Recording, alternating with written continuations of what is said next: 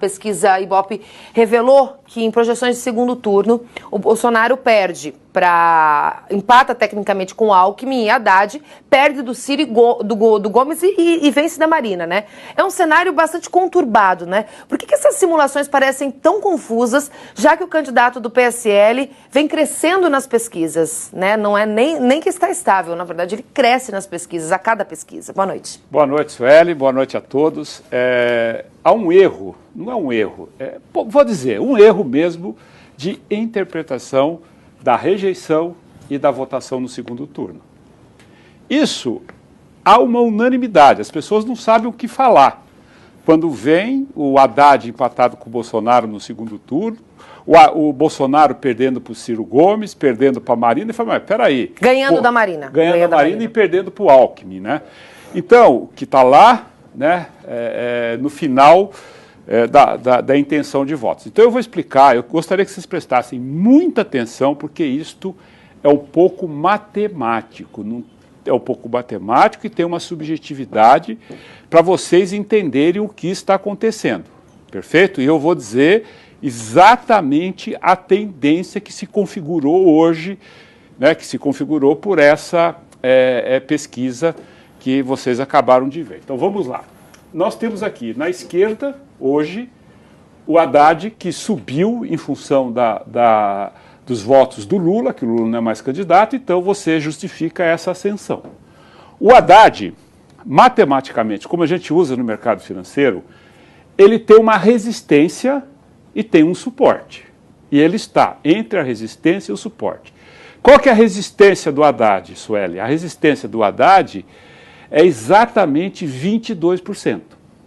Se ele romper essa resistência, for para mais, significa que o Bolsonaro pode não ganhar no primeiro turno. Se ele cair de 17 pontos, significa a chance maior do Bolsonaro ganhar no primeiro turno. Então o limite do Haddad é 22%. 22%, que é os votos que o PT sempre teve. O Bolsonaro estava tentando romper a resistência de 25%. E ele rompeu essa resistência. Então significa o quê?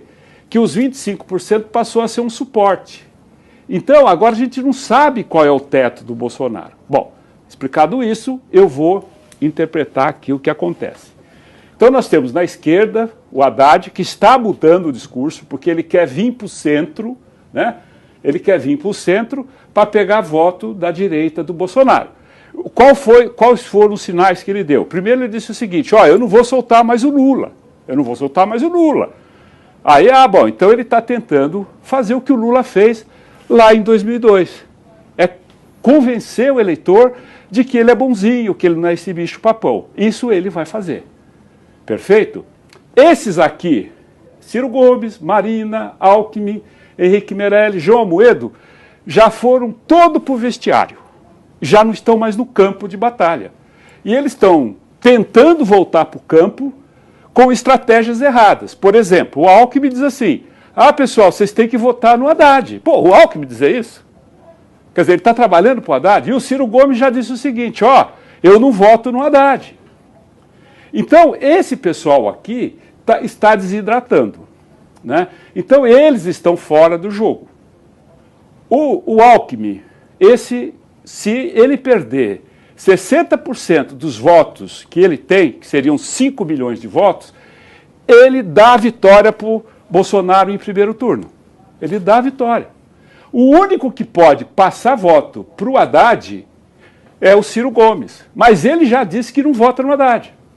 Então o cenário, ele vai polarizar entre direita e esquerda e está pintando a vitória do Bolsonaro. E os eleitores da Marina têm uma tendência de ir para qual lado da UDI? Bom, parte pode ir para o Haddad e parte para o Bolsonaro.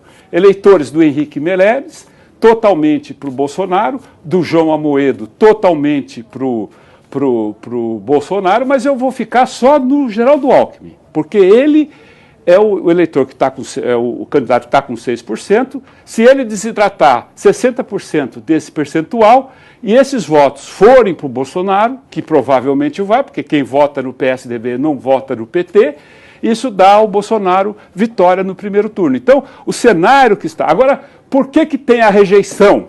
Vamos falar da rejeição, isso é importante. Porque é o seguinte, é simples. A rejeição você tem uma opção, duas opções de votos.